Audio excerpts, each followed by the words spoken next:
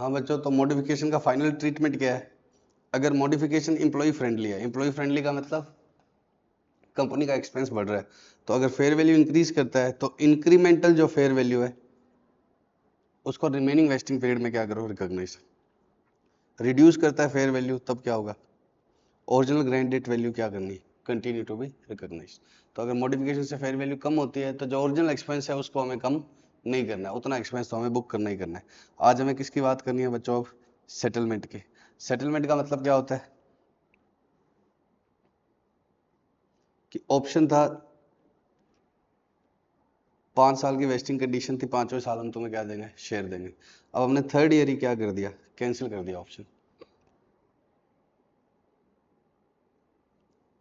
अब कैंसिल कर दिया तो एम्प्लॉय मानेंगे थोड़ी, तो उनको थोड़ा बहुत क्या देना पड़ेगा, रुपए। अगर कैंसिल ही कर दिया तो क्या होगा, एसबीपीआर को खत्म करके किस में डाल दो, रिटेन अर्निंग में। लेकिन इतना आसान होता नहीं है, क्यों? क्योंकि एम्प्लॉय मानेंगे नहीं, वो तो उनको कुछ ना कुछ तो क्या देने पड़ेंगे, रुपए देने ही पड़ेंगे। तो उनको जो रुपए देने पड़ेंगे उसकी अकाउंटिंग कैसे करनी है, उसको हम किसके थ्रू करते हैं, क्वेश्चन के थ्रू। हाँ बच्चों, ये क्वेश्चन 22 है, ये भी स्टडी मटेरियल का आपके। Anara fertilizers limited issued 2000 share options to its 10 directors for an exercise period of price of rupees 100.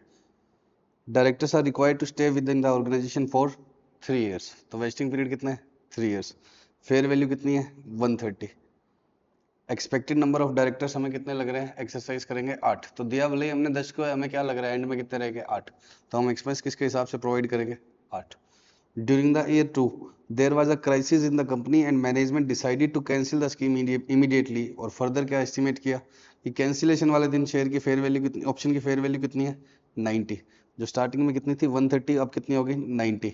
और मार्केट प्राइस कितने का है शेयर का, 99।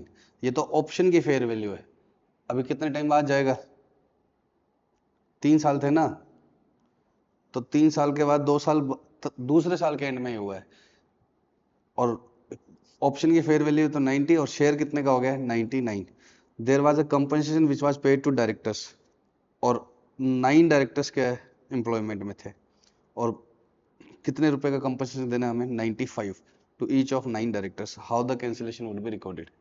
अब सबसे पहले पहले साल के एंड में हमें कुछ नहीं बताया कि कैंसिल होगा या नहीं, तो हम नॉर्मल एक्सपेंस बुक करेंगे। लास्ट में कितने रहने के, 8।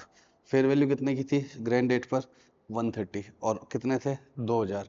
तो 8 डायरेक्टर्स का एस्टिमेशन है, लास्ट तक रहेंगे, इंटू 130 की फेयर वैल्यू और 2000 क्या थे, नंबर ऑफ ऑप्शन। और ये टोटल आ गया 1/3। क्यों किया, क्योंकि उस समय तो 3 साल ही लग रहा था। तो ये आ गया 693,333। तो फर्स्ट ईयर का एक्सपेंस आ गया। अब इस एएस के अंदर आत्मा में क्या बचता है कि जितना मेरा ओरिजिनल एक्सपेंस था वो तो बुक होकर रहेगा ही रहेगा, चाहे वो मॉडिफिकेशन हो जाए, मतलब चेंज हो जाए, प्राइस वाइज रिप्राइस कर दे, चाहे क्या हो जाए, कैंसिलेशन हो जाए। तो दूसरे साल के एंड में ये क्या करता है, ऐसे मान लो कि ऑप्शन की वेस्टिंग एक्सिलरेट होगी। एक्सिलरेट का मतलब एडवांस हो गया ऑप्शन, 2 साल का वेस्टिंग पीरियड मान के पहले वो एक्सपेंस बुक कर लो। ऐसा मान लो कि ऑप्शन क्या है, 2 साल का ही है, क्योंकि जब भी कैंसिलेशन हो तो पहले क्या करो, ओरिजिनल एक्सपेंस सारा का सारा उस दिन तक का बुक कर दो। तो अब ओरिजिनल होता 2 साल का वेस्टिंग पीरियड होता, तो अब लास्ट में कितने रुके, 9 इंटू 130 इंटू 2000। ये आ गया टोटल, इसमें से ये वाला माइनस कर दिया सेकेंड ईयर वाला, ठीक है।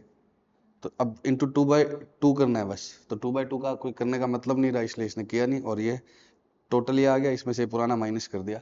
तो अब टोटल मेरी लाइबिलिटी कितने की, मतलब शेयर लाइबिलिटी तो नहीं, रिजर्व कितने का खड़ा है मेरा, 23,40,000। यहाँ एंट्री क्या होगी, एक्सपेंस टू एसबीपीआर। अगले साल भी एक्सपेंस टू एसबीपीआर। तो कितना रह गया मेरा, 9 एम्प्लॉइज का 130 के हिसाब से क्या है, एसबीपीआर बन गया।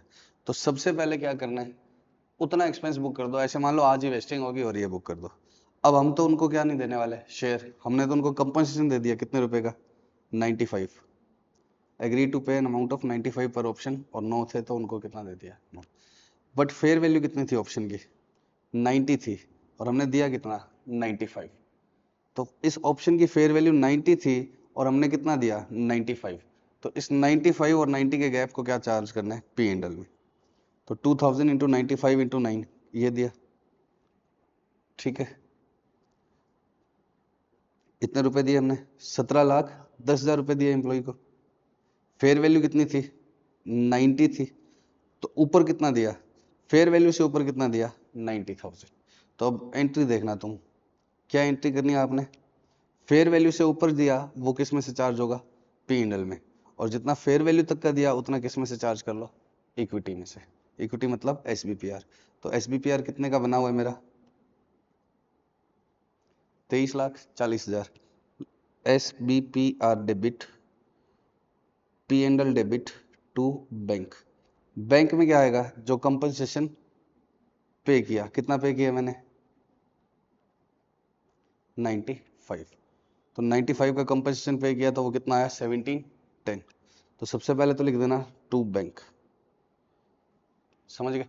फिर पी एंड एल में क्या चार्ज करना है भाई, जब इनकी फेयर वैल्यू कितनी की थी 16,20, तो कंपनी ने 17,10 क्यों दिया, 90,000 का लॉस इनकर किया, तो 90,000 किस में डाल देना, और एसबीपीआर से कितना लेना, 16,20।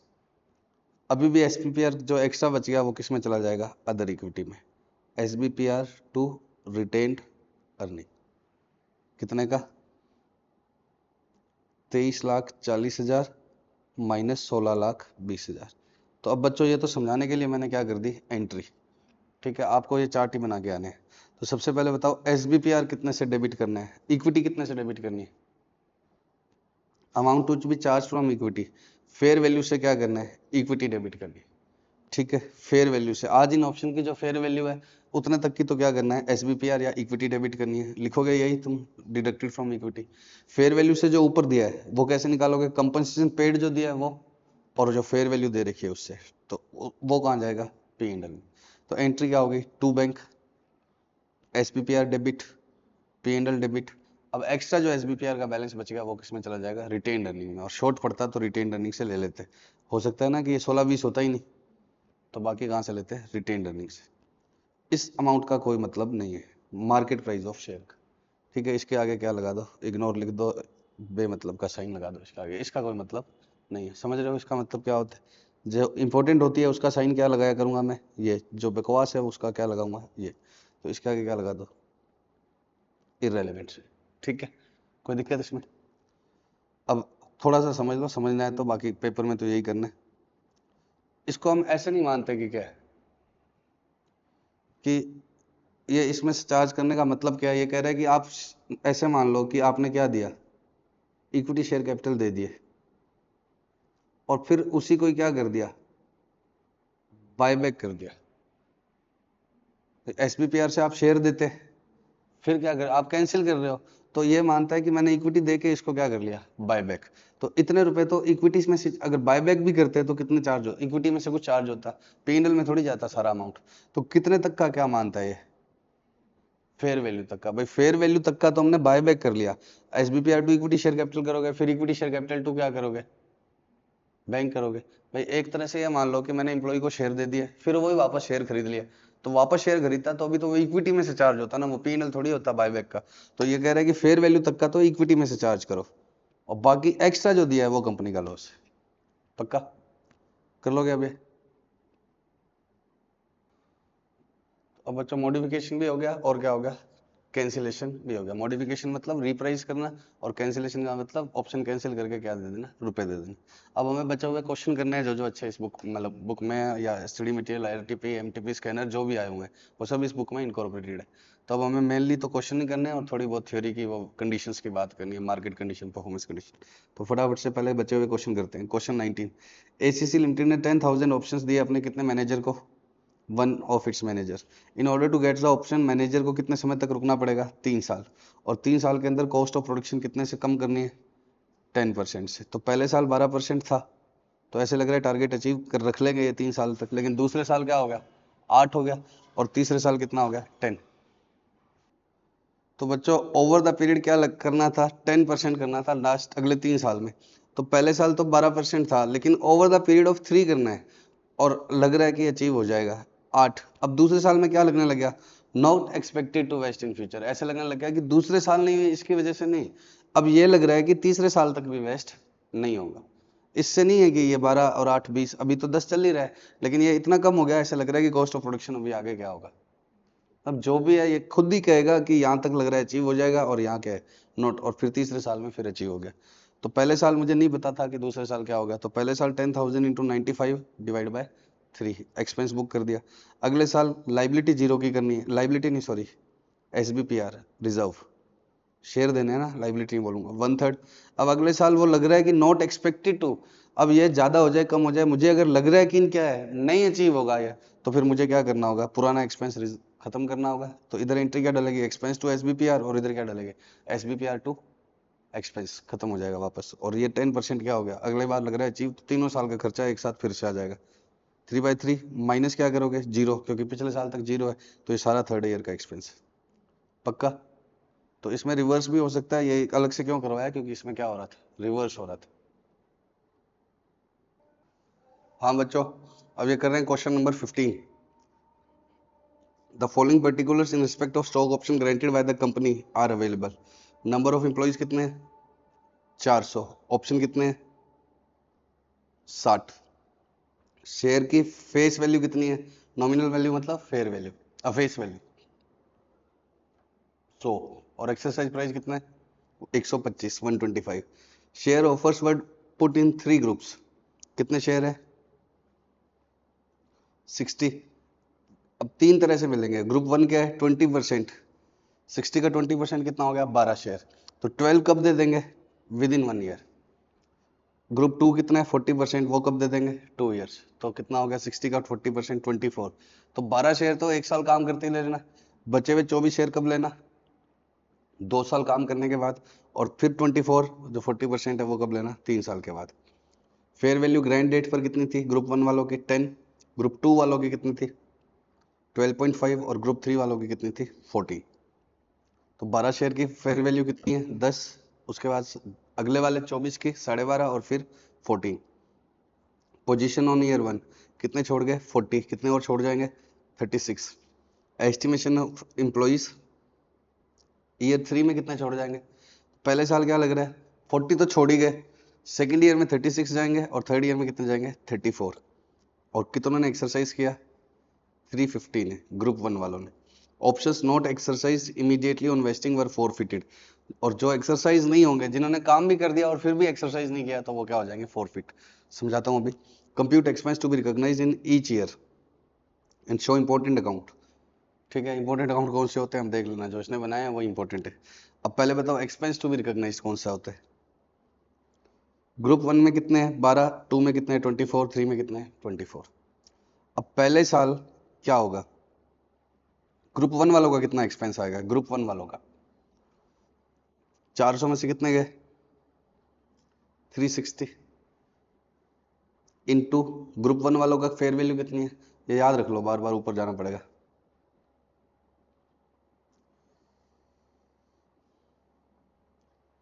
12.5, 14 और 10, 10, 12.5 और 14।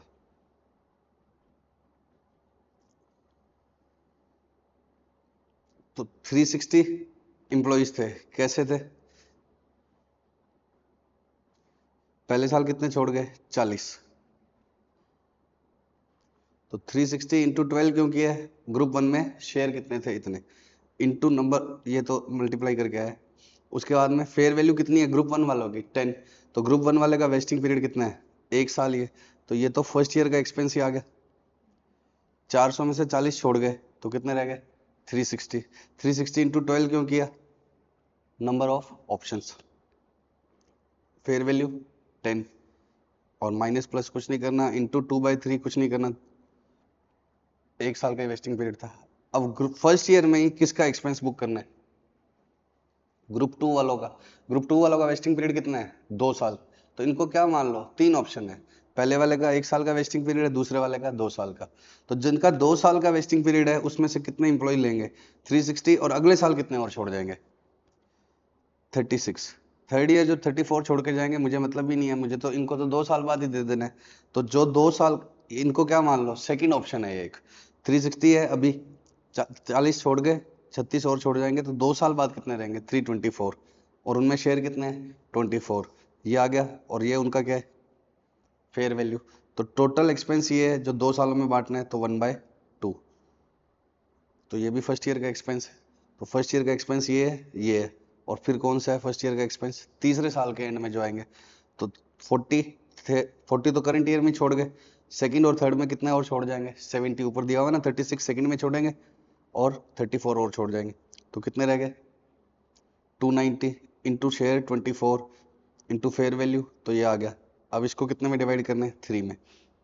तो फर्स्ट ईयर का एक्सपेंस कौन सा आ गया, ये वाला, ये वाला, ये वाला, समझ गए। तो ये तीनों क्या आ गए फर्स्ट ईयर के एक्सपेंस। 1 1 1। क्या मान लो तीन अलग अलग ऑप्शन है, जो 12 शेयर का ऑप्शन है वो फर्स्ट ईयर में वेस्ट हो जाएगा, जो 24 का है उसका वेस्टिंग पीरियड कितना है, 2 साल है, तो उसको कितने में स्प्रेड करना है, 1/2 में। और जो कितने का है, तीसरे वाले 24 है, उनको कितने में करना है, 1/3 में। अब ईयर 2 पे आ गए हम। ईयर 2 में किसका एक्सपेंस नहीं आएगा, इन 12 के रिलेशन में कोई एक्सपेंस नहीं आएगा, लेकिन कौन से वाले थे, सेकंड और थर्ड वाले। तो 400 में से पहले कितने छोड़ गए, 40। ईयर 2 में और कितने छोड़ गए, 35। तो जिनका 2 साल का वेस्टिंग पीरियड है उनका फाइनल हो गया। तो सेकंड ईयर में क्या आएगा, 400 में से पहले कितने, सेकंड ईयर सॉरी, 40 तो पहले ही छोड़ गए, तो 360 से स्टार्ट कर लिया, और 35 और छोड़ गए, 325 इंटू 24, ये आ गया, into 12.5 grant date fair value से चलना है हमें। तो ये टोटल एक्सपेंस है, क्यूमुलेटिव एक्सपेंस 2/2। इसमें से क्या माइनस कर दो, इस वाले का फर्स्ट ईयर का एक्सपेंस, तो ये एक सेकंड ईयर का एक्सपेंस आ गया। समझ रहे हो क्या, श्योर। और सेकंड ईयर में और किसका एक्सपेंस आएगा, सॉरी ग्रुप 3 वालों का, 14 वालों का भी। तो उसमें मुझे देखना पड़ेगा, 400 थे, 40 पहले छोड़ गए, 35 और छोड़ गए। अब उनका वेस्टिंग पीरियड तो 3 साल है, तो तीसरे साल में और कितने एक्सपेक्ट कर रहा हूँ, 30 और छोड़ जाएंगे। तो 30 और छोड़ जाएंगे तो क्या होगा, 360, मतलब 400 में से 40 तो ऑलरेडी हटा दिए, 35 कौन से हैं जो करंट ईयर में लीव कर गए, और 30 और छोड़ जाएंगे, तो 295 into 24 into fair value divide into 2/3, ये क्या आ गया, सेकेंड ईयर तक का एक्सपेंस। उसमें से क्या माइनस कर दो, पिछले साल का, तो ये कौन से आ गया, सेकेंड ईयर का एक्सपेंस। थर्ड ईयर में सिर्फ किसका एक्सपेंस आएगा, 14 वालों का। ये एक्सरसाइज हो चुका है, ये एक्सरसाइज हो चुका है 14 वालों का। अब कितने और छोड़ गए, 40 पहले छोड़ गए, 35 और 28। तो 40 और 25 इसमें से पहले से माइनस कर दिया, 28 और कर दिया, 297। 297 इंटू 24 इंटू 14 इंटू 3/3, तो ये क्यूमुलेटिव एक्सपेंस है। इसमें से क्या माइनस कर दो, इनका पहले और दूसरे साल का। तो इनका पहले साल का ये वाला था और दूसरे साल का ये वाला था, पक्का, मतलब कि ये वाला हो गया क्यूमुलेटिव दोस्त। तो ये कौन से साल का आ गया एक्सपेंस, थर्ड ईयर का, पक्का। फर्स्ट ईयर का टोटल एक्सपेंस कौन सा आ गया, दिस, ये दोनों प्लस ये, तो इसने नीचे टोटल कर दिया इनका।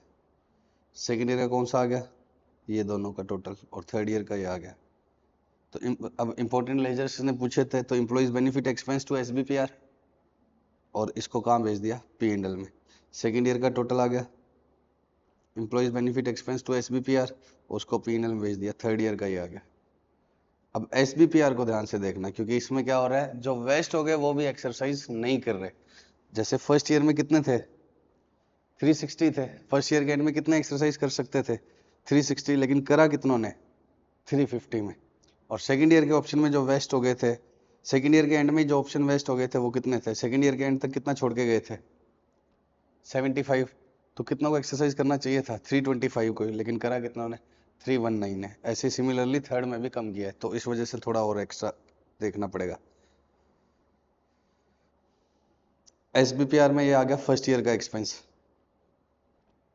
अब फर्स्ट ईयर के एक्सपेंस में ऐसे वाले जो क्या हो गए, फर्स्ट ईयर के एंड में एक्सरसाइज होने वाले थे, वो कितने एम्प्लॉय थे, 3, उनका एक्सपेंस कितना है। फर्स्ट ईयर का जो टोटल एक्सपेंस है, उसमें ग्रुप 1 वालों का एक्सपेंस कितना बुक हो रखा है, 43,200। 43,200 में कितना एक्सपेंस बुक हो रखा है, 360 एम्प्लॉयज का इंटू 12 इंटू 10। तो इसके अंदर कितना है SBPR के अंदर,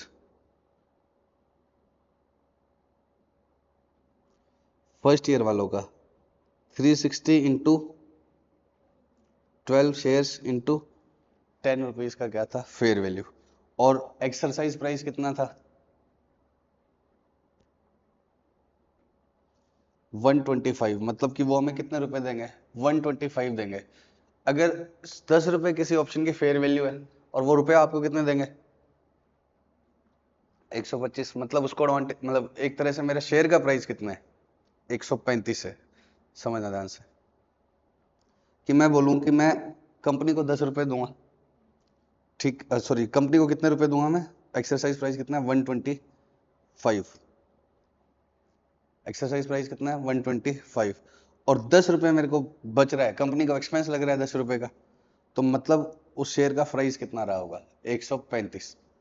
मतलब कंपनी को सीधी सी बात यह है कि कंपनी का एक्सपेंस कितना रिकॉर्डेड है 10, एक शेयर की बात करो, कंपनी ने एक्सपेंस कितना रिकॉर्ड कर रखा है, एक्सपेंस टू एसबीपीआर एक शेयर पर 10 रुपए, फर्स्ट ग्रुप वालों पर तो कितना कर रखा है 10 ही कर रखा है, एक्सपेंस कितने का बुक कर रखा है 10 का ही कर रखा है ना, एक की फेयर वैल्यू, और वो कंपनी उससे रुपए कितने ले लेगी,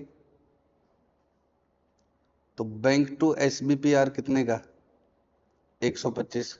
अब इस एसबीआर के बदले में जब कंपनी शेयर देगी तो क्या होगा 135 का हो गया टोटल एसबीपीआर, तो कैपिटल में कितना चला जाएगा 100 रुपए की फेस वैल्यू दी हुई थी, बाकी किसमें जाएगा एसपीआर में, नॉमिनल वैल्यू दे रखी है ना 100, तो एक शेयर का एक्सपेंस कंपनी ने कितना बुक कर रखा है 10 रुपीज का, एक शेयर का एक्सपेंस कंपनी ने कितना बुक कर रखा है 10, और इंप्लॉय से रुपए कितना ले लेगा 125, तो 135 रुपए क्या हो गया क्रेडिट हो गया ना एसबीपीआर, तो उसको खत्म करेगी तो क्या करेगी टू कैपिटल 100, तो 35 रुपए का क्या आएगा प्रीमियम।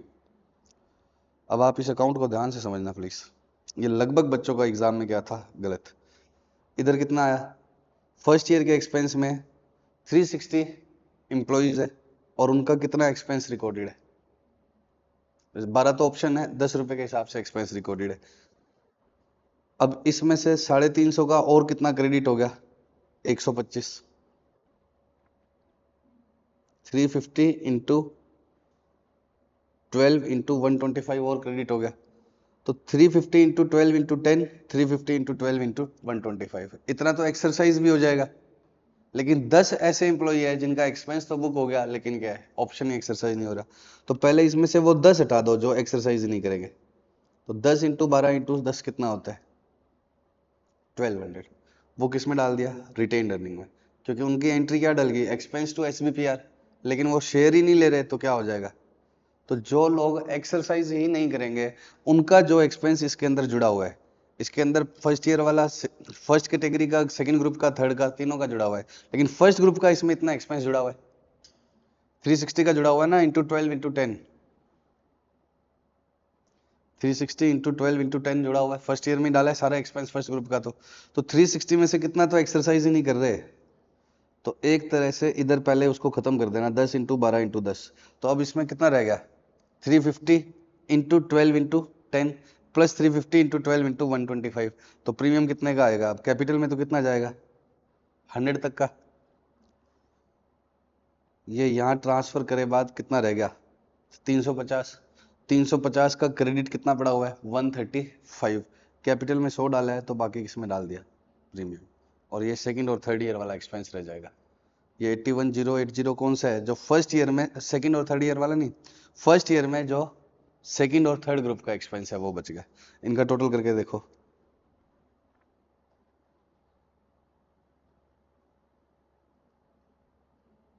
कितना 1080।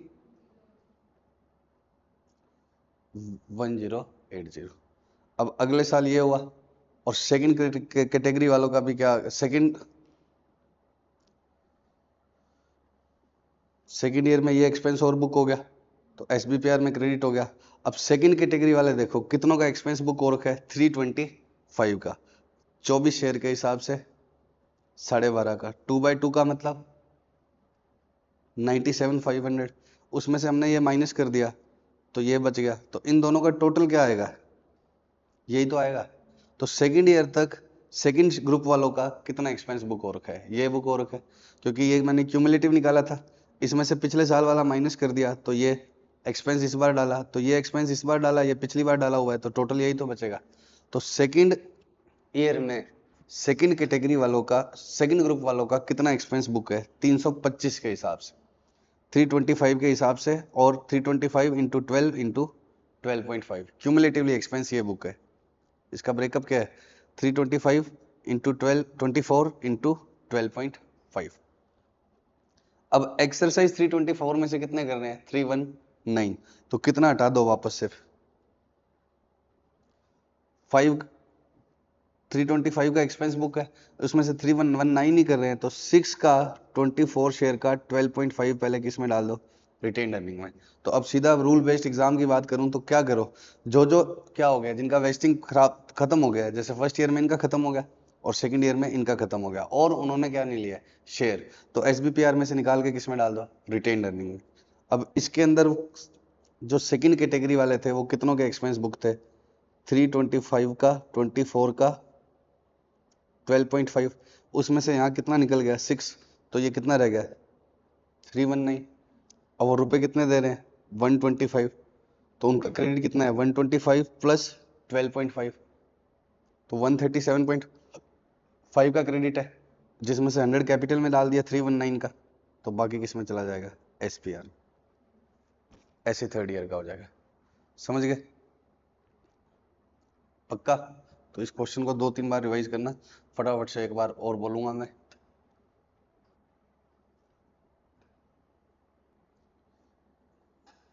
फिर से सुनो बच्चों, पहले तो एक क्वेश्चन में कितने क्वेश्चन मानने हैं तुमने 3।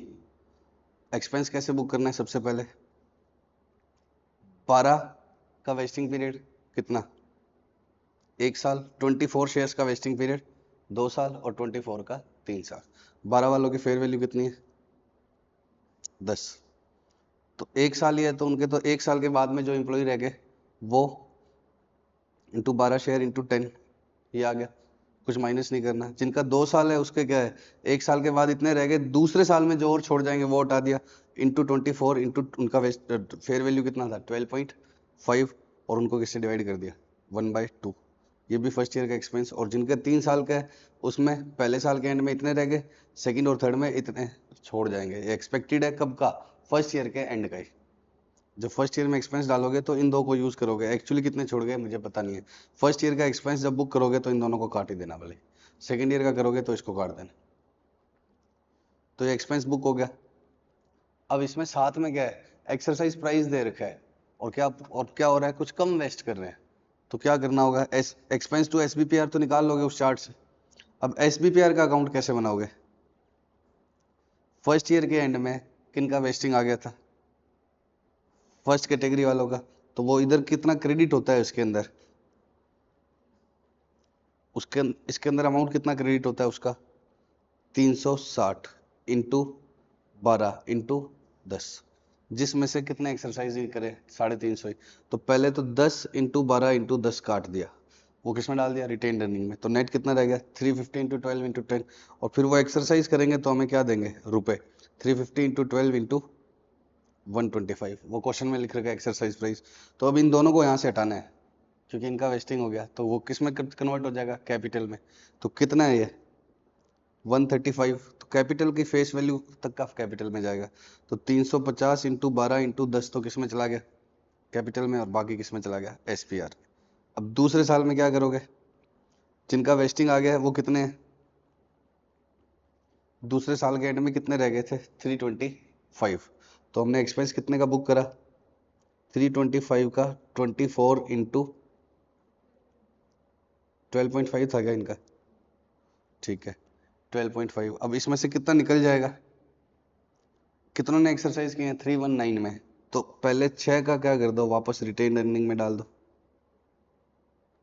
अब क्या रहेगा 319, तो 319 से रुपए तो वापस 125 आएंगे, लेकिन इस बार क्रेडिट कितना है 137.5, तो 100 तो कैपिटल में डाल देना 319 का 24 के हिसाब से, और 319 का 24 के हिसाब से एक्स्ट्रा वाला किस में डाल देना प्रीमियम में। अब ये कौन सा रह गया थर्ड ईयर वाले का, जिसका वेस्टिंग पीरियड थर्ड ईयर का है उसका पहले और दूसरे साल का बुक हुआ एक्सपेंस इसमें रह जाएगा।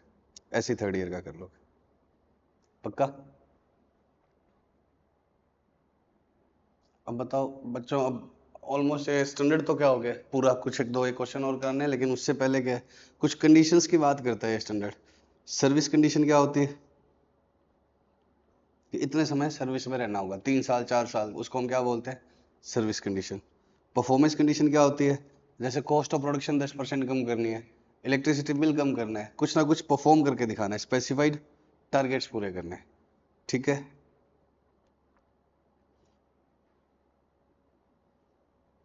नॉन मार्केट परफॉर्मेंस कंडीशन का मतलब सेल्स बढ़ा दो प्रॉफिट बढ़ा दो, ये हो तो परफॉर्मेंस कंडीशन दो तरह की होती है, एक मार्केट और एक नॉन मार्केट। अब नॉन मार्केट तो क्या हो गया, जैसे अभी करा था ना, कॉस्ट ऑफ प्रोडक्शन पहले 10% थी तो हमने बुक कर लिया था 3 साल में, फिर सेकंड ईयर में लग रहा था नहीं पूरी होगी, तो उस तरह की कंडीशंस को क्या बोलते हैं कि कॉस्ट ऑफ प्रोडक्शन कम करना है, सेल्स बढ़ाना है, ईपीएस ग्रोथ होना चाहिए, ये सब। मार्केट कंडीशन क्या है, शेयर का प्राइस ऊपर नीचे इतना होना चाहिए। मार्केट कंडीशन का मतलब क्या है, कंपनी का शेयर का प्राइस किससे ज्यादा ऊपर, मतलब इससे चला गया तब आपको शेयर देंगे।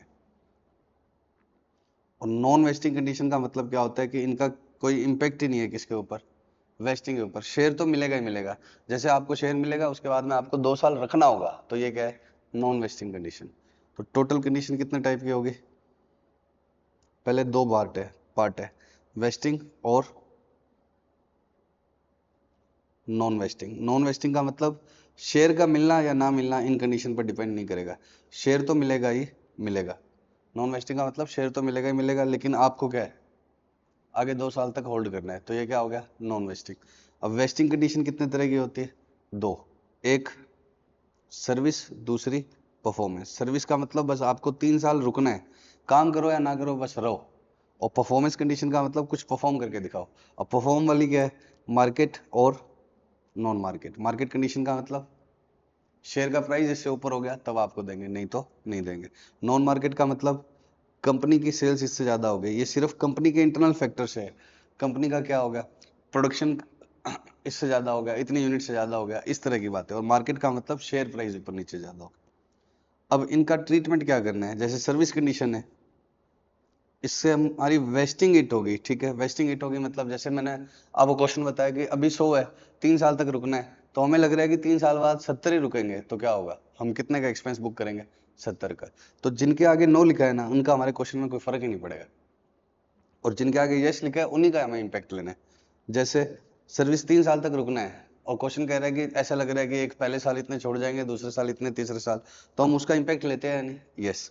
नॉन मार्केट परफॉर्मेंस कंडीशन का मतलब क्या है, परफॉर्मेंस वाली तो है लेकिन नॉन मार्केट है, मतलब सेल्स इतनी हो जानी चाहिए या अभी कॉस्ट ऑफ प्रोडक्शन इतनी ड्रॉप करनी है, तो वो अगर पूरी होती लग रही है तब तो एक्सपेंस बुक करो, अदरवाइज नहीं करो। तो हम सोचते थे पहले साल लग रहा था हो रही है तो हमने करा था, दूसरे साल लग रहा था नहीं होगी तो हमने सारा एक्सपेंस क्या कर दिया था, रिवर्स। तो इनका हमें इम्पैक्ट लेना है, इन दोनों का हमें इम्पैक्ट नहीं लेना। क्यों नहीं लेना, क्योंकि इनका इम्पैक्ट ऑलरेडी किस में लिखा होता है, लिया हुआ होता है, फेयर वैल्यू में।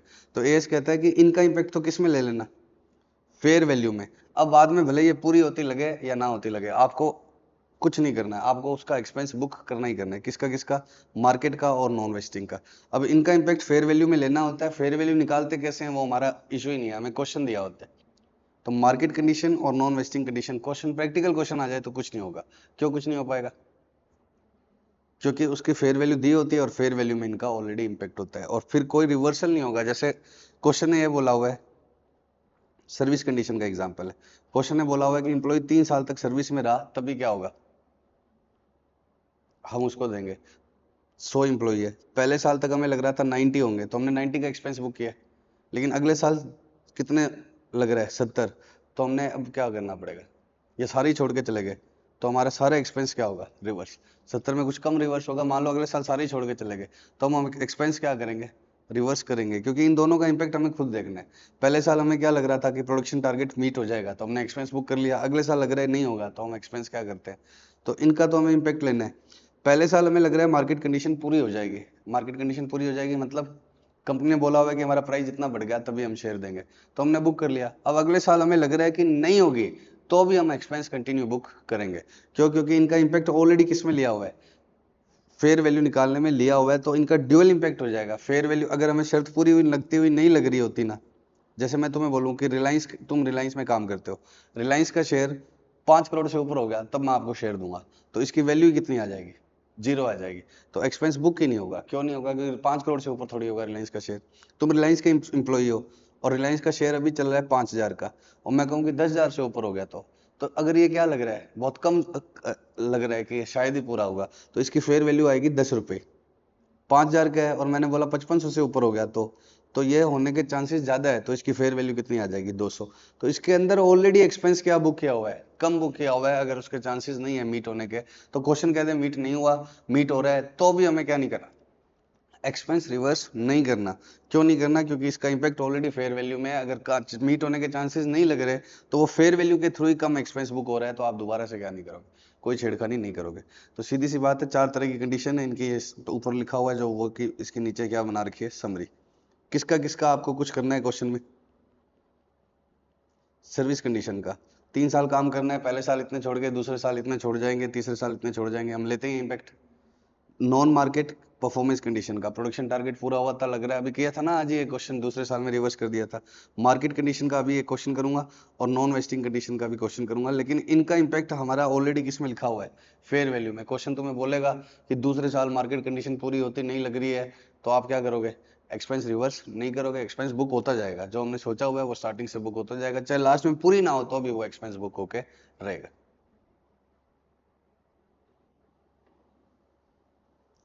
N entity P issue share based payment to its employees, P को अंडरलाइन कर लिया करो जहां भी मिले। नंबर ऑफ एम्प्लॉइज कितने हैं, 100। फेयर वैल्यू ग्रैंड डेट पर कितनी है, 25। खुद ही दे दिया, मार्केट कंडीशन है, ना भी देता तो इस कंडीशन को पढ़ के पता लगता कि शेयर प्राइस कितना हो जाना चाहिए, 30 पक्का। और हमारा सर्विस कंडीशन ये है कि जब 30 होगा उस समय तक आप सर्विस में होने चाहिए, अगर उस समय आप सर्विस में नहीं हो तब हम नहीं देंगे। और हमें क्या लग रहा है कि ये मार्केट कंडीशन कितने टाइम में पूरी हो जाएगी, 4 साल में। तो हमने जो फिर फेयर वैल्यू निकाली है ना 25 रुपए की, ये मान कर ही करिए कि 4 सालों में 25 रुपए पहुंच जाएगा। अब चौथे साल 25 ना भी पहुंचे, हम शेयर ना भी दें, तो भी हम ये एक्सपेंस बुक करेंगे। तो कितना हो गया, 100 इंटू 25 कितना हो गया, 2500 रुपये। और हमने कितने सालों में बुक करना है, 4 साल में। क्वेश्चन तुम्हें दे दे पहले साल के एंड में कि ये बहुत ही कम चांस है कि शेयर का प्राइस इतना पहुंचेगा, तो भी आपको डरना नहीं है, आपको एक्सपेंस बुक करना है 1 2 3 4 सब साल में। लेकिन अगर ये कितने टाइम में पूरी होगी कंडीशन ही, 3 साल में, कंडीशन ही तीसरे साल पूरी होगी, तो फिर आप बचा हुआ एक्सपेंस कब डाल दोगे, तीसरे साल में। 2500 अगर कुछ नहीं लिखता तो मैं कैसे चलाए रखता, 2500 डिवाइड बाय 4 चारों साल में। लेकिन तीसरे साल तो अगर मार्केट कंडीशन पहले पूरी हो जाती है, तो एक्सपेंस को आप क्या कर दोगे, एक्सिलरेट जरूर कर दोगे, क्या कर दोगे, एडवांस कर दोगे। और मार्केट कंडीशन लेट पूरी हो रही है, 5वें साल लग गया शेयर को प्राइस होते होते, तो हम इसको कितने सालों में चलाए रखेंगे, 4 में। क्वेश्चन कहते हैं मार्केट कंडीशन पूरी नहीं हुई तो भी क्या होगा, 4 साल में एक्सपेंस बुक करेंगे, पक्का। अब मैं ये क्वेश्चन नंबर 4 कर रहा हूं बच्चों। इसमें क्या है, होल्डिंग कंपनी क्या देगी, शेयर, और सर्विसेज किसको मिलेगी, सब्सिडरी को। पेरेंट होल्डिंग एक ही बात है। पेरेंट कंपनी अपने, जैसे रिलायंस है लिस्टेड कंपनी है, जियो क्या है अनलिस्टेड कंपनी है, तो जियो के एम्प्लॉय को इसॉप्स कैसे दिया जाए, मतलब ये कैसे दिया जाएगा, शेयर बेस्ड पेमेंट। वो कहेंगे कि जियो का शेयर तो मिल ही नहीं सकता क्योंकि पब्लिकली ट्रेडेड है नहीं। तो जियो के एम्प्लॉइज को क्या बोल दिया जाता है, आप 3 साल जियो में रुक जाओ, या जो भी कंडीशन है वो पूरी कर दो, हम आपको क्या दे देंगे, रिलायंस का शेयर दे देंगे। तो कंपनी पी क्या करेगी, होल्डिंग कंपनी है बी की, और ग्रुप शेयर बेस्ड पेमेंट है, जिसमें क्या है, पेरेंट इशू कर देगा अपने शेयर किसको, बी के एम्प्लॉइज को। तो सर्विसेज किसने ली है, बी ने, तो एक्सपेंस किस में आएगा, बी में। लेकिन शेयर कैपिटल किसकी बढ़ जाएगी, पी की। शेयर कैपिटल किसकी बढ़ जाएगी, पी की। नंबर ऑफ एम्प्लॉइज कितने हैं, 100। फेयर वैल्यू कितने की है, 87। और number of share granted to each employee 25, और वेस्टिंग इमीडिएटली है, इमीडिएटली है। तो होल्डिंग कंपनी क्या एंट्री डालेगी, उसका कैपिटल और प्रीमियम बढ़ेगा, 100 इंटू 25 इंटू 87, 10 और 77 फेस वैल्यू दे रखी है। अब होल्डिंग कंपनी ने सब्सिडरी को कुछ भी दे दिया, चाहे सब्सिडरी के एम्प्लॉइज को दे दिया, तो इनडायरेक्टली किसको दे दिया, सब्सिडरी को। भाई आज आप मेरे को क्या करो, मेरे एम्प्लॉय की सैलरी आप दे दो, तो आपने एक तरह से किसको रुपए दे दिए, समर्थ को। तो होल्डिंग कंपनी जब भी सब्सिडरी में कुछ लगाती है तो किसको डेबिट करेगी, इन्वेस्टमेंट। तो होल्डिंग कंपनी डेबिट क्या करेगी, सब्सिडरी में मेरा इन्वेस्टमेंट बढ़ गया और बदले में मैंने उसके एम्प्लॉइज को क्या दे दिया, शेयर। और सब्सिडरी कंपनी क्या करेगी, रेम्यूनरेशन एक्सपेंस बुक करेगी, और सब्सिडरी को एक तरह से होल्डिंग से और क्या मिल गई, कैपिटल।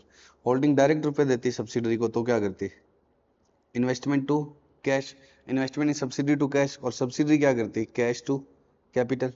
तो ये क्या है, कैश ना दे के क्या दे दिए, इसने शेयर दे दिए, तो इसका कैपिटल प्लस प्रीमियम बढ़ गया।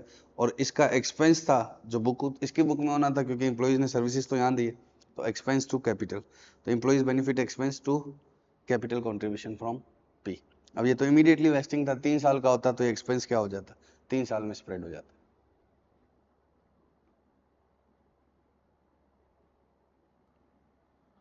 अब parent company P grants 30 shares to 100 employees, कितने शेयर्स है, 30 of subsidiary company S on the condition that employee remain employed by S for 3 years, कितने समय तक रहना पड़ेगा, 3 साल तक। पिछला क्वेश्चन क्या था, इमीडिएटली देने वाला था। Assume that at the outset मतलब beginning and at the end of year 1 and 2 क्या माना जा रहा है कि सारे ही रहेंगे, सबके सब क्या है, नकारे हैं, दूसरी जगह जॉब है नहीं, तो कितने हैं, 100 के 100 है ना, ये रहेंगे। Expected number of employee end में कितने हैं, 100। At the end of 3 year none of the employees has left, और वही हुआ जो सोचा था। फेयर वैल्यू कितने की है, 5। इस लाइन की वजह से करा रहा हूँ।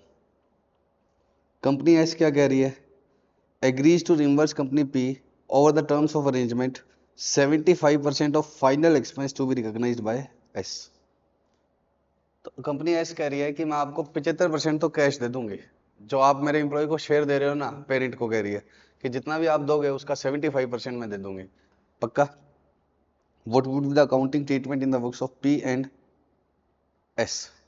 तो बताओ एक्सपेंस कितने का आएगा, पहले तो ये बताओ, 30 इंटू 100 इंटू फेयर वैल्यू कितनी थी, 5, तो कितना हो गया, 15।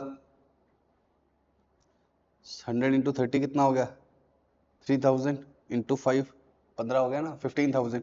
और कितने सालों में डालना है इसको, 3 सालों में। तो सब्सिडरी एंट्री कितना डालेगी, 5,000, ठीक। बट उसका कितने परसेंट, 75%, तो उसने कैश दे दिया, और बाकी क्या मानेंगे, इक्विटी कॉन्ट्रीब्यूशन। हर साल ये चलता रहेगा। पेरेंट एंट्री क्या डालेगा, इन्वेस्टमेंट कितने का हुआ, तो उसने शेयर इशू किया 5,000 का। अभी ये क्या करेगा, एसबीपीआर टलेगा। अभी उसने शेयर इशू नहीं किया ना, पहले दूसरे तीसरे साल क्या डलता रहेगा, एसबीपीआर। तीसरे साल क्या होगा, एसबीपीआर टू इक्विटी शेयर कैपिटल। लेकिन वो कितने का है, टोटल 15,000 का है, तो इस बार का कितना है, 5,000 में से उसको कितना तो आ ही गया, 3750। तो बाकी वो क्या मानेगा, जो नहीं आया वो इन्वेस्टमेंट हो गया किसमें, सब्सिडरी में, पक्का। तो रेम्यूनरेशन एक्सपेंस वही आएगा जो हम अभी तक सोच रहे थे, और इधर इक्विटी की अमाउंट वही आएगी जो हम अभी तक सोच रहे थे। लेकिन अब इधर इक्विटी कंट्रीब्यूशन कम है क्योंकि हमने 75% पेरेंट को रूट कर दिया, दे दिया है। और पेरेंट क्या बोलेगा, 75% तो एक तरह से कैश पे शेयर इशू हो गए, क्योंकि रुपए आ गए चाहे सब्सिडरी से ही आए, और बाकी रुपए क्या है, इन्वेस्टमेंट हो गया सब्सिडरी, पक्का। बच्चों अभी नेक्स्ट 11th क्वेश्चन कर रहे हैं, Rider a public limited company reviewing certain events which have occurred since its year ended on 31st March 2004। Year end कब हो रहा है, 31st March 2004 को। The financial statements were authorised for issue on 12th May. तो 12 मई को ये authorise हो गए, और यहाँ से लेकर यहाँ तक का पीरियड क्या, event occurring after balance sheet date, मतलब आफ्टर बैलेंस शीट डेट वाला पीरियड है। Following events are relevant for the financial statement 31 March 4 के लिए। कंपनी ने 1 अप्रैल 2 को 10 मिलियंस के एस दिए थे। एस का मतलब क्या होता है, कैश लेंगे, स्टॉक एप्रिसिएशन राइट्स, ठीक है। और राइट्स कब वेस्ट हो गए थे, 31 मार्च 4 को, और पेमेंट कब हो गई थी, 1 मई को। कब दिए थे, 1 अप्रैल 2 को। यहाँ ये वेस्ट हो गए थे, और यहाँ इसकी क्या हो गई थी, पेमेंट। यहाँ अप्रूवल हो रहा है, और ये वाला साल है, इस साल का अप्रूवल यहाँ हो रहा है, और यहाँ पर ये वेस्ट हो गए थे, मतलब यहाँ दिए थे और यहाँ वेस्ट हो गए थे, तो मतलब 2 साल का वेस्टिंग पीरियड था, और यहाँ कैश पेमेंट भी हो चुकी है। और आपको पूछ रहा है कि इस साल में क्या एडजस्ट करेंगे या नहीं, जो भी पूछेगा। पेमेंट हो गई थी 1 मई को। The fair value of S 3 को कितना था, 6 रुपये, और 4 को कितना था, 8। तो ये फेयर वैल्यू मैंने लिख दी 6, 8, और पेमेंट वाले दिन कितने थी, 9। तो लाइबिलिटी तो जब तक पेमेंट नहीं होगी तब तक क्या होगी, रीमेजर होती रहनी चाहिए। The company has recognise the liability of S on 31st March 3। यहाँ पर इसने इसकी लाइबिलिटी सही सही बुक करी हुई है, based upon indices, but the liability was stated at the same amount at year end. यहाँ पर इसने कोई एंट्री डाली ही नहीं। तो पहले तो बताओ यहाँ इसने लाइबिलिटी कैसे बुक करी होगी, 10 मिलियन शेयर्स थे, तो 10 मिलियन इंटू 6 कितना हो गया, 60 मिलियंस। और उसको 2 साल का वेस्टिंग पीरियड था, तो कितना डाला होगा, 30 मिलियंस। और वो यहाँ 30 मिलियंस का चल रहा है, और उसके बाद में ये कह रहा है कि यहाँ मैंने कुछ किया ही नहीं। अब यहाँ इसको कितना लाइबिलिटी बुक करना है, 80 10 इंटू 8 इंटू 2/2 80 की लाना है, 30 ऑलरेडी है, तो पहले तो 50 मिलियंस का इस पीरियड में क्या डालना है, एक्सपेंस, और उसके बाद में 1 मिलियन का एक्सपेंस यहीं आएगा। 8 से जो 9 हुआ है वो कब हो गया, अप्रूवल से पहले हो गया, लेकिन वो कोई पिछले साल का एक्सपेंस थोड़ी है जो मैं एडजस्ट कर दूं। तो मुझे क्या एडजस्ट करना पड़ेगा, इसने 30 पे छोड़ रखी है लाइबिलिटी, उसको कितना करना पड़ेगा, 80। हालांकि बाद में 10 रुपए का 10 मिलियन का और लॉस होगा, लेकिन वो इस साल में ही रिकॉर्ड होगा। भले ही वो अप्रूवल से पहले हो गया है, लेकिन वो क्या है, event occurring after balance sheet date है, लेकिन वो नॉन एडजस्टिंग इवेंट है, उसका एडजस्टमेंट यहाँ नहीं करना। तो आपको कैसे लिखना है कि पहले से लाइबिलिटी कितनी आ रही है, 6 इंटू 10 इंटू हाफ, तो 30 लैक्स की आ रही है, और इधर आपको कितने की करनी है, 80, 10 मिलियंस इंटू 8, तो आपको 30 प्लस 20 50 मिलियंस की लाइबिलिटी तो अकाउंट फॉर करनी है किस साल में, 31 मार्च 4 में। पक्का इस 30 प्लस 20 को ऐसे मत निकालना, आप सीधा कैसे निकाल लेना, 50 मिलियन कैसे निकालना, 10 into 8 minus expense already provided. पक्का, तो 50 मिलियंस की तो अभी हमारे हाथ में ही अकाउंट्स, तो हम इसको एडजस्ट करेंगे, ये तो एडजस्टिंग है क्योंकि पिछले साल का एक्सपेंस है, लेकिन एक्स्ट्रा जो 10 मिलियंस और दिया है वो क्या है, नॉन एडजस्टिंग, और वो चेंज इन फेयर वैल्यू कब आएगी, 4-5 में आएगी, ना कि इस साल वाले में आएगी। ठीक है, नॉट इन दिस ईयर। समझ गए बच्चों? अब ये लास्ट क्वेश्चन है, थियरी का है, जो ग्रैंड डेट और मेजरमेंट डेट क्या होता है। ग्रैंड डेट का मतलब होता है कि हमारा और सामने वाले का जो भी है, चाहे इंप्लॉई है, चाहे सप्लायर हो, गुड सर्विसेज है, कोई एसेट खरीद रहे हैं, कोई सर्विस कोई और ले रहे हैं, जैसे कंसल्टेंसी, और तो क्या होगा, जिस दिन ये एग्रीमेंट हो जाता है उसको क्या बोलते हैं हम, ग्रैंड डेट हो जाता है, मतलब अब ये बाइंडिंग हो जाता है, जैसे इंप्लॉई का और डायरेक्टर्स का हो गया, लेकिन वो सब्जेक्ट टू अप्रूवल ऑफ क्या है, शेयर होल्डर है, तो फिर ग्रैंड डेट कौन सी होगी, जब शेयर होल्डर। और मेजरमेंट डेट का मतलब जब हमें एंट्रीज डालनी है। ठीक है, अब गुड्स और सर्विसेज का ऐसे है कि कॉन्ट्रैक्ट तो हुआ गया, यहाँ मैंने प्लांट खरीदा तुमसे, कॉन्ट्रैक्ट यहाँ हो गया, अप्रूव अप्रूव सब हो गया, प्लांट मेरे पास यहाँ आया, तो इसमें हमें रिकॉर्ड भी किस पर करना होता है, प्लांट की फेयर वैल्यू पे, ना कि इक्विटी इंस्ट्रूमेंट्स की फेयर वैल्यू पे। तो रिकॉर्ड भी किस पर करना है, प्लांट की फेयर वैल्यू पे। तो इस डेट को मेजर करेंगे ना, फेयर वैल्यू किस दिन मेजर करेंगे, जिस दिन क्या होगा, गुड्स या सर्विसेज जो हमने लिए हैं वो रिकॉग्नाइज किए जाएंगे, और ग्रांट डेट इसी को ही बोलेंगे। और एम्प्लॉय के केस में क्या होता है, शेयर जो इक्विटी सेटल्ड होते हैं, यहाँ अप्रूवल होगी तो इसी को ग्रैंड डेट बोलेंगे, और मेजरमेंट डेट भी क्या होगी, यही होगी। इसी दिन की फेयर वैल्यू को हम आगे आगे आगे रिकॉर्ड करते रहते हैं, और कैश सेटल्ड है तब क्या होगा, मेजरमेंट डेट क्या होगी, रेस्पेक्टिव डेट। तो ये थ्योरी में क्वेश्चन आ जाए तो इसलिए 1 अप्रैल को क्या हुआ, ग्रांट कर दिया हमने एम्प्लॉइज को शेयर, और एम्प्लॉइज ने कब अप्रूव किया इसको, 30 जून। तो एम्प्लॉय ने अप्रूवल कब दी है, 30 जून को दी है, तो subject to approval of employee था, तो ग्रैंड डेट क्या मानेंगे, 30 जून। और मेजरमेंट डेट भी एम्प्लॉय वाले केस में क्या होगा, ग्रैंड डेट और मेजरमेंट डेट क्या रहेगी, सेम, अगर क्या है, कैश सेटल्ड है, सॉरी शेयर सेटल्ड है। और ये सारे एग्जांपल किसके हैं, शेयर सेटल्ड। ये रीजन दे रहे हैं कि ग्रैंड डेट को ये क्यों चुना, मेजरमेंट डेट को ये क्यों चुना। और इसका पहले थर्ड केस करेंगे। 1 अप्रैल को इसने शेयर ऑप्शंस दिए किसको, एम्प्लॉइज को। स्कीम कब अप्रूव हुई, 30 जून को, लेकिन issue of share was however subject to the same being approved by share holder, और शेयर होल्डर की अप्रूवल कब मिले, 30 सितंबर को। तो ग्रैंड डेट भी क्या है, 30 सितंबर, और मेजरमेंट डेट भी क्या है, 30 सितंबर। सेकंड केस क्या है, मैंने कॉन्ट्रैक्ट खरीदा आईटी इक्विपमेंट खरीदने का, तो सामने एम्प्लॉय नहीं है। 1 अप्रैल को हमारा कॉन्ट्रैक्ट में हम एंटर हो गए, और कुछ अप्रूवल चाहिए नहीं, तो ग्रैंड डेट तो भले ही क्या होगी, 1 अप्रैल, लेकिन आईटी इक्विपमेंट आई कब मेरे पास, 30 जून को। तो मैं एंट्री कब डालूंगा, आईटी इक्विपमेंट डेबिट 30 जून को, और उसी दिन आईटी इक्विपमेंट की वैल्यू क्या लूंगा, मेजर करूंगा। तो मेजरमेंट डेट क्या, सॉरी ग्रैंड डेट तो क्या है, 1 अप्रैल, 30 जून था क्या, जुलाई था, 30 जुलाई था, मैंने जून बोल दिया, 30 जुलाई। तो मेजरमेंट डेट कौन सी है, 30 जुलाई। पक्का। लो बच्चों, अब ये एक बार थोड़ी बहुत थियरी के क्वेश्चन और ना आ जाए, कोई एमसीक्यू वगैरह डाल दे, तो ये स्कोप में क्या आता है इसमें, चाहे इंप्लॉइज को शेयर दो वो भी आएगा, नॉन इंप्लॉइज को शेयर दो तो भी आएगा। नॉन इंप्लॉइज का मतलब क्या हो सकता है, वो सप्लायर ऑफ गुड्स, गुड्स का मतलब असेट भी होता है, और सर्विसेज। तो किसी से प्लांट खरीदा, उसको शेयर बेस्ड पेमेंट देंगे तो भी इसी में आएगा, सर्विसेज ली किसी से तो भी इसमें आएगा, और इंप्लॉइज को भी इसमें आएगा। If share are issued to employee in share holders capacity, अब तुम मेरी कंपनी का एम्प्लॉई हो, मैंने तुम्हें ऑलरेडी क्या दे रखे थे, शेयर्स। अब मेरी कंपनी बोनस इशू कर रही है, तो वो तुम ऑलरेडी एम्प्लॉई हो तो तुम्हें भी बोनस मिल जाएगा, तो वो इसके स्कोप में नहीं आएगा।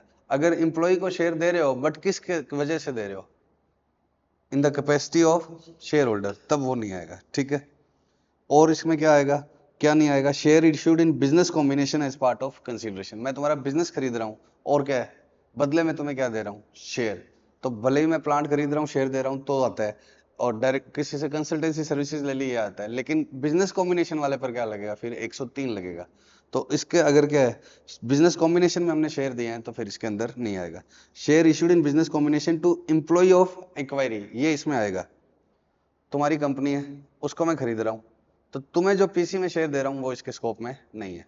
अब तुम्हारी कंपनी के एम्प्लॉइज को मैंने आगे क्या बोल दिया कि 4 साल और रुक जाओगे तो क्या होगा, क्योंकि तुमने ऑलरेडी दे रखा था कुछ हिसाब से, वो कैंसिल हो रहा है, तो वो कह रहे हैं कि हम नहीं आएंगे इधर क्योंकि हमारे साथ चीटिंग होगी। तुमने ऑलरेडी क्या कह रखा था, उनको बोल रखा था 5 साल काम कर देना, 3 साल चल गए, तो मैं उनको रिप्लेस कर रहा हूँ अपने शेयर से, तो वो किस में, शेयर बेस्ड पेमेंट से कर रहा हूँ, तो वो आएगा। तो तुम्हारी कंपनी मैंने खरीदी, तुम्हें पीसी में शेयर दिए, वो इसके स्कोप में नहीं है। तुम्हारी कंपनी के एम्प्लॉइज को तुमने ऑलरेडी दे रखे थे, अब तुम्हारी कंपनी तो खुश होगी, तो मैं अब उनको रिप्लेस कर रहा हूँ कि आगे बचे बने रहो, हम अपना शेयर दे देंगे, तो वो इसमें आएगा। ठीक है। शेयर इशूड फॉर अनआइडेंटिफाइबल गुड्स और सर्विसेज, चैरिटी में दे दिए तो भी आएगा। ठीक है। अगर शेयर अनआइडेंटिफाइबल गुड्स और सर्विसेज, हम अभी क्या नहीं कर पा रहे, आइडेंटिफाई नहीं कर पा रहे। जैसे मैंने किसी को बोल दिया कि तुम्हें रेडी रहना है मेरे लिए और इसके बदले में तुम्हें क्या मिल जाएंगे, शेयर्स। जैसे कंसल्टेंट भी होते हैं ना, चलो कंसल्टेंसी की सर्विसेज को छोड़ो, ऐसे समझ लो कि मैं एसबीआई हूँ और मैंने तुम्हें क्या देने हैं, शेयर। किस बात के लिए, कि हमारा सारा एएमसी आपके पास है। एएमसी का मतलब हमारे सॉफ्टवेयर में कोई भी कोई दिक्कत आ गई तो तुम्हें आगे ठीक करना पड़ेगा। अब दिक्कत कभी आई नहीं तो भी मुझे शेयर तो देने पड़ेंगे। तो सर्विसेज गुड्स आइडेंटिफाई हो पाए ना हो पाए तब भी इसके अंदर आएंगे। चैरिटी क्या होता है आप समझते हो। ठीक है। और करंट प्राइस के बेसिस पर नहीं होना चाहिए, ये कौन सा होना चाहिए, फ्यूचर के प्राइस पर। आज मैंने बोला कि आज मेरी कंपनी का 100 रुपए का 100 रुपए का चल रहा है प्राइस, इसके बेसिस पर तुम रुपए ले लो, तो ये शेयर बेस्ड पेमेंट क्या आ रही है। 3 साल बाद दूंगा तब प्राइस के बारे में अनसर्टिनिटी होगी, तब इस शेयर में आएंगे। अभी मैं बोलूँ आज के प्राइस के हिसाब से ले लो तो वो इसमें नहीं आएगा। इसका छोटा सा स्टडी मटेरियल में एक एग्जांपल है, इसलिए मैं नोट कर दिया। बेस्ड ऑन अर्निंग तो आप समझते हो, मेरी कंपनी की अर्निंग इससे ज्यादा होगी तो क्या होगा, कुछ दूंगा, शेयर नहीं दूंगा, तब मैं आपको बोनस दे दूंगा। मेरी कंपनी की अर्निंग इससे ज्यादा होगी तो बोनस दे दूंगा। तो मैं शेयर के प्राइस पर बेस दे रहा हूं या मेरी कंपनी के अर्निंग पे बेस दे रहा हूं, अर्निंग पर बेस, तो ये इसमें नहीं आएगा। अब ये तुम्हें बता ही दिया। नॉन एम्प्लॉइज के साथ होगा तो फर्स्ट चॉइस क्या होगी, गुड्स और सर्विसेज रिसीव्ड, और वो नहीं पता लग रही है। अगर गुड्स और सर्विसेज की फेयर वैल्यू हमें पता नहीं लग रही तब हम किस पर जा सकते हैं, फेयर वैल्यू। और एम्प्लॉइज के साथ है तो फर्स्ट चॉइस क्या है, फेयर वैल्यू ऑफ अवार्ड। वो नहीं पता तो इंट्रिंसिक वैल्यू। इंट्रिंसिक वैल्यू का मतलब क्या है, जैसे शेयर 500 रुपए का है और मैंने कितने रुपए पर एक्सरसाइज प्राइस कितना रखा हुआ है, 100, तो 400 रुपए को हम क्या बोलते हैं, फेयर वैल्यू नहीं बोलते हैं, इंट्रिंसिक वैल्यू बोलते हैं। तो इस 400 को ही हम ओवर द पीरियड बुक कर देंगे अगर हमें क्या नहीं पता, फेयर वैल्यू नहीं पता। तो ये सब क्यों कर रहा हूँ कि बाई चांस थ्योरी में आ जाए, हम छोड़ेंगे कुछ भी नहीं। कंडीशन आपको बता दिया मैंने। ये तो नोट्स है कि कैश और इक्विटी सेटल दोनों के ऑप्शन हो तो क्या करते हैं, इस पर बचे हुए पर याद है ना, नई चीज है वो देख लेता हूँ।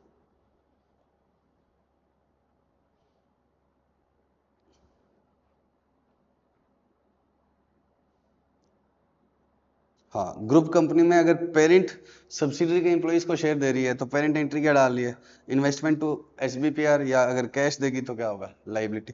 और सब्सिडरी एंट्री क्या डाल रही है, एक्सपेंस टू इक्विटी। बट उल्टा हो, उल्टा होने का मतलब शेयर कौन देगी, सब्सिडरी, और सर्विसेज कौन दे रहे हैं, होल्डिंग को, कौन, पेरेंट के एम्प्लॉय। होल्डिंग को होल्डिंग के एम्प्लॉय सर्विसेज दे रहे हैं तो खर्चा किसकी बुक में आएगा, होल्डिंग की बुक में। होल्डिंग एंट्री क्या डालेगी, एक्सपेंस। और शेयर कौन दे रही है, सब्सिडरी। तो वो मान लो अगर हाथों हाथ दे दे तो equity share capital, over the period दे तो एसबीपीआर, और शेयर की बजाय कैश दे रही है तो वो लाइबिलिटी।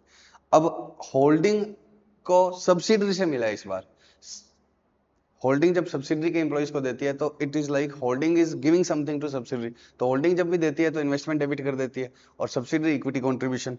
होल्डिंग ने दिया तो उसने अपना इन्वेस्टमेंट बढ़ा लिया और इधर इक्विटी कंट्रीब्यूशन आ गया। बट सब्सिडरी जब होल्डिंग को देती है तो what will be the treatment, subsidiary इसको किसकी तरह से ट्रीट करेगी, मैंने डिविडेंड दे दिया तो सब्सिडरी डेबिट किसको डालेगी, सब्सिडरी ने किसके एम्प्लॉइज को शेयर दे दिए, होल्डिंग के, तो सब्सिडरी क्रेडिट तो क्या कर देगी, इक्विटी शेयर कैपिटल, चाहे एसबीपीआर करके लास्ट में इक्विटी शेयर कैपिटल करे। डेबिट क्या करेगी कि मैंने एक सब्सिडरी होल्डिंग को क्या देती है, डिविडेंड। तो और ये डिविडेंड कहां पर जाता है, सीधा रिजर्व्स एंड सरप्लस में, पी&एल में नहीं आता। और होल्डिंग की एंट्री डालेगी, कैश। होल्डिंग डिविडेंड की एंट्री क्या डालती है, डिविडेंड किस में आता है, रेवेन्यू फ्रॉम ऑपरेशन के बाद अदर इनकम में। तो होल्डिंग के तो ये पी&एल में क्रेडिट हो जाएगा, it is like dividend received from subsidiary. नहीं समझ रहे हो क्या। और सब्सिडरी क्या करेगी, डिविडेंड अपना रिजर्व्स एंड सरप्लस या मतलब अदर इक्विटी में से क्या कर देगी, रिटेन अर्निंग में से कम कर देगी। पक्का।